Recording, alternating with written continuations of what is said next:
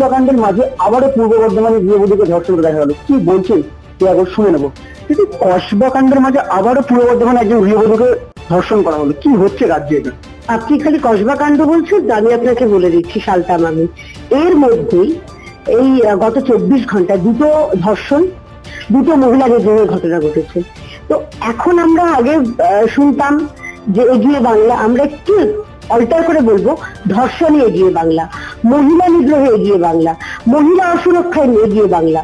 অর্থাৎ যত যত খারাপ জিনিসগুলো হয়েছে সে সব কিছুতেই পশ্চিমবঙ্গ এখন এগিয়ে রয়েছে, এবং তার সৌজন্যে একজন মহিলা মুখ্যমন্ত্রী।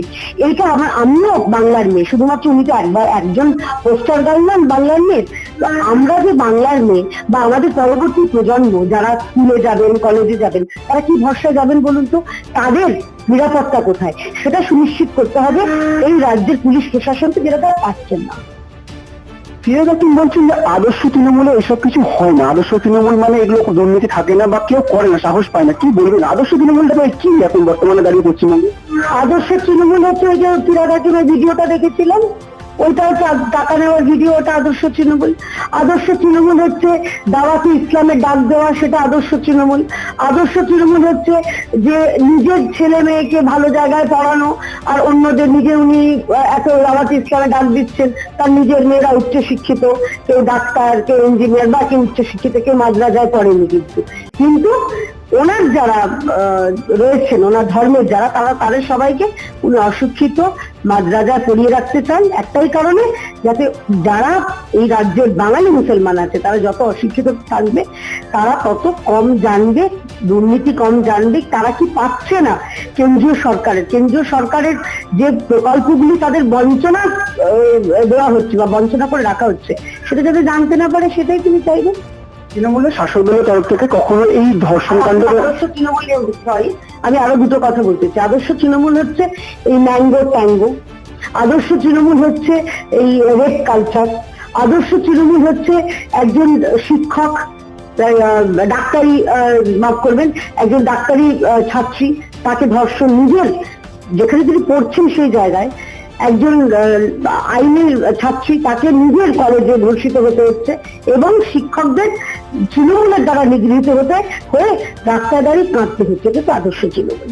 শাসক দলের বেশ কিছু নেতাকে বলুন বা তাদেরকে দেখা যাচ্ছে বলতে এই ধর্ষণ কাণ্ডকে ছোট ঘটনা, বা যে মেয়েটি গেছিলেন সে আগে গেছে কেন, বা যে মনোজিৎ মিশ্রের যে আইনজীবী সে বলছে যে মনোজিৎ মিশ্রের সঙ্গে তার সম্পর্ক একটা বাজে ইঙ্গিত দিচ্ছে, কি বলবো, কোনোভাবে কি মনোজিৎ মিশ্র তৃণমূল করতে হলে কি তাকে বাঁচানোর চেষ্টা চলছে বাকি দুজনের থেকে? দেখুন, একটা কথা বলছি, এই রাজ্যের যে সংস্কৃতি, আমি কেন এটা খুলে বলছি, করেছি সেটা বলে দিচ্ছি।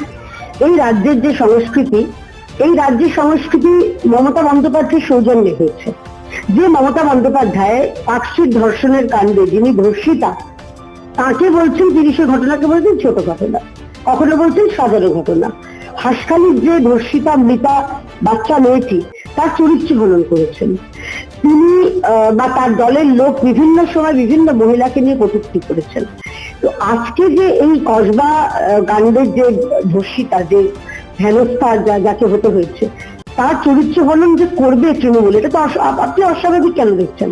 আমার খালি প্রশ্ন রয়েছে, যারা বলছেন ছোট ঘটনা, যারা বলছেন সাধারণ ঘটনা, যারা বলছেন মেয়েটার দোষ, তাদের বাড়িতে কি মা, মেয়ে, বউ, ছোট বোন কেউ নেই?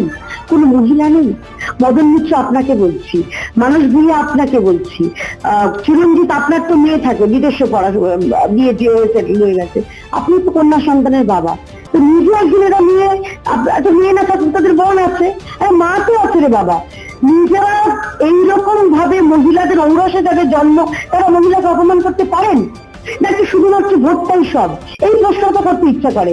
আপনাদের কি কোন রকম ন্যায় নৈতিকতা, আপনাদের কাছে আশাও করি না, এটাও সত্যি কথা, কিন্তু কোনোটাই কি নেই? এই প্রশ্নটা করতে ইচ্ছা করে ভাই।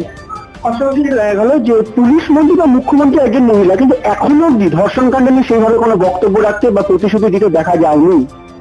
খুব ভালো প্রশ্ন করেছেন, এই প্রশ্ন আমাদের আপনাদের মারফত আমি মমতা বন্দ্যোপাধ্যায়কে জিজ্ঞাসা করতে চাই, আপনি তো মা মাটি মানুষের নিচ্ছেন, তো একটা মা, হবু মা, একটা মেয়ে, রাজ্যের মেয়ে, সে ধর্ষিতা হয়েছে।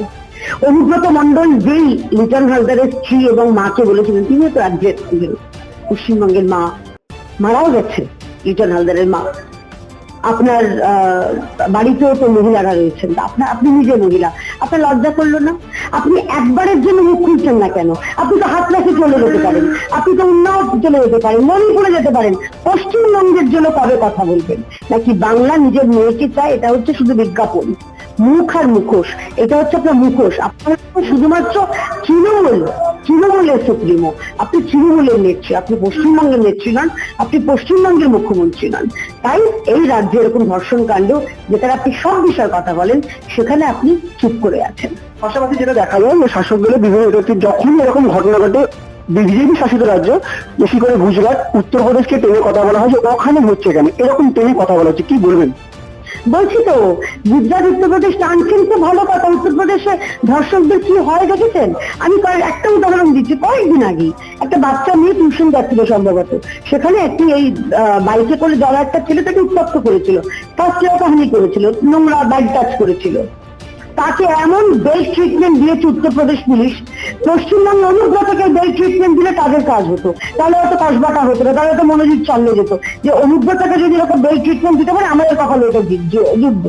এইটা দিচ্ছে না বলেই তো ঘটনাগুলো হচ্ছে নজিরবিহীন, দৃষ্টান্তমূলক। যে যেদিন থেকে তৃণমূল দিতে শুরু করবে, সেদিন থেকে এই বদমাইশগুলো শুরু হয়ে যাবে। আমার শেষ প্রশ্ন, আজকের দিনে দাঁড়িয়ে যে দিদিকে বলো যে ফোন নাম্বার, কতটা কার্যকরী ভূমিকা গ্রহণ করেছে এতদিন পর্যন্ত পশ্চিমবঙ্গে মহিলাদের জন্য? যদি কার্যকরী হতো তাহলে এত ধর্ষণ হতো? আমি যে কারণে এটা বার করে রেখেছি ভাই আপনাদের বলার জন্য, 24 ঘন্টায় 13 বছরের মেয়ে, যেটা আপনি বললেন হাড়োয়াতে, তাকে বারে বারে তাকে ধর্ষণ করা হয়েছে এবং তাকে খুন করার হুমকি দেওয়া হয়েছে। জলপাইগুড়িতে এক নাবালিকা, সেও একজন তৃণমূলের পঞ্চায়েত সদস্যের আত্মীয়, তাকে ধর্ষণ করেছে। তারপরে তাকে 50,000 টাকা দিয়ে তাকে মুখ বন্ধ করার চেষ্টা করা হয়েছে। মেয়েদের সম্মানের দাম কি খালি 50,000 টাকা? কোনো দামই নয়। মেয়েদের সম্মানের কোনো দাম, প্রাইস ট্যাগ লাগানোই যাবে না। সেখানে আপনাদের সাহস কি করে হচ্ছে? আমি জিজ্ঞাসা করতে চাই, একজন junior doctor, Bardhaman medical college, তাকে এরকম হেনস্থা করা হয়েছে। মুচিপাড়াতে এক মহিলাকে তাকে আটকে তার শ্লীলতাহানি করে তাকে মারা হয়েছে। এটা কোন রাজ্য? এটা কোন মহিলা মুখ্যমন্ত্রী রাজত্বে আমরা রয়েছি? উত্তরপ্রদেশে যদি যেতে চান, উত্তরপ্রদেশে এই উদাহরণগুলো নেই যে যারা আইনের সঙ্গে বা মহিলাদের সঙ্গে যারা এরকম দুষ্কর্ম করেন, তাদের কি ট্রিটমেন্ট দেওয়া হয়, সেটা দেখে শিখুন।